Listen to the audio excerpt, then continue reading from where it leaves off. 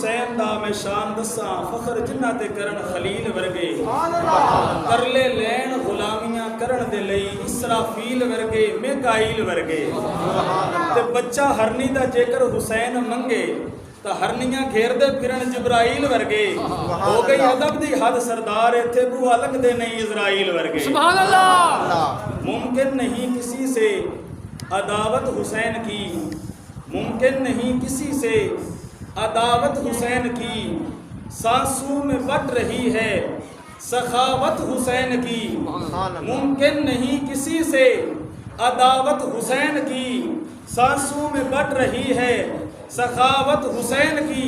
ایک دفعہ پھر سمجھ کے اور اگر بات سمجھ آئے تو پھر سبحان اللہ ایسی بولو کہ امام علی مقام دی روح پرفتو خوش ہو جائے.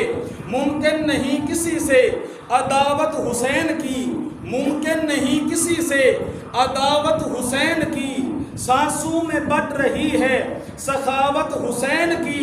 بازار کے ہجوم سے کہہ دو کہ چپ رہے قرآن کر رہا ہے تلاوت حسین کی. سبحان اللہ. بعد حمد و صلات میرے نہایت ہی واجب الاحترام واجب القدر سٹیج دی زینت محفل دی رونق علماء ذی وقار اور دور و نزدیک تو آئے میرے لائق عزت و تکریم بزرگوں دوستوں نوجوان ساتھیوں حاضرین سامعین برادران اسلام. پہلی بات یہ ہے کہ سیدنا امام علی مقام امام حسین رضی اللہ تعالیٰ عنہ آپ نے کوئی ماتم دا کوئی پٹن دا کوئی بے صبری دا مظاہرہ نہ فرمایا ہے نہ اس تے راضی سن بلکہ اس تو منع فرمایا.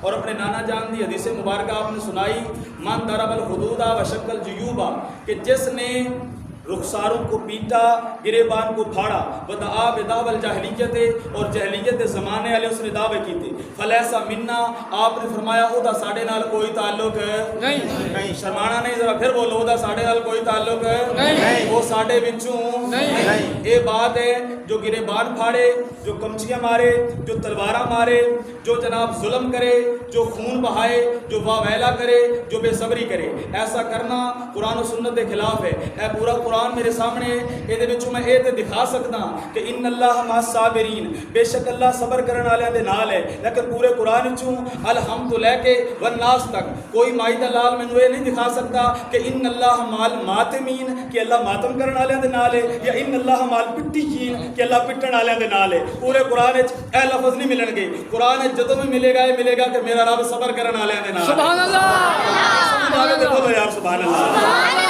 گل عقیدے دی ہوئے گل قرآن وچ ہوئے تو پھر تو بولنا حق بنتا ہے یار سبحان اللہ. دوسری بات میں نال یہ بھی کرتا چلا کیونکہ آج زمانہ ایسا ہے کہ دے اندر اگر اس طرف جاؤ تو اس طرف دی سنڈی حملہ کر دیندی ہے اور اگر اس طرف جاؤ تو اس طرف دی سنڈی حملہ کر دیندی ہے. بات یہ ہے کہ پٹنا بے صبری کا مظاہرہ کرنا واویلا کرنا ماتم کرنا یہ نجائز ہے پر حسین دی یاد وچ رونا نجائز نہیں. بولو یار حسین دی یاد وچ رونا نجائز نہیں. حدیث دی کتاباں میرے سامنے نے اور جناب والا سیاستہ میرے کو موجود ہے.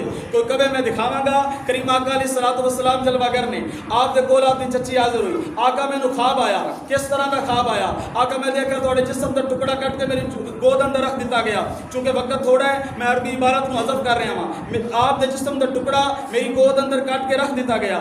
آپ نے فرمایا تو نے تو خیر دیکھی ہے تالی تو فاطمہ تو انشاءاللہ غلاما سیکون فی ہجرے کا ہجرے کے فرمایا ان قریب میری بیٹی فاطمہ کے ہاں بیٹا پیدا ہوگا. وہ بیٹا میری فاطمہ کا تیری گود میں آئے گا. سمجھ جانا میرے جگر کا ٹکڑا تیری گود میں آ گیا. سبحان اللہ. پھر بلند آواز میں بولو سبحان اللہ. چند دنوں بعد میں حاضر ہوئی. کریم آقا علیہ الصلوۃ والسلام رو رہے سن. امام حسین پیدا ہو چکے سن. میری گود اندر آ چکے سن. آپ دے کان اندر کریم آقا اذان پڑھ چکے سن. اپنی گٹی جامع کوثر والے نظارے دی پا چکے سن. سبحان اللہ.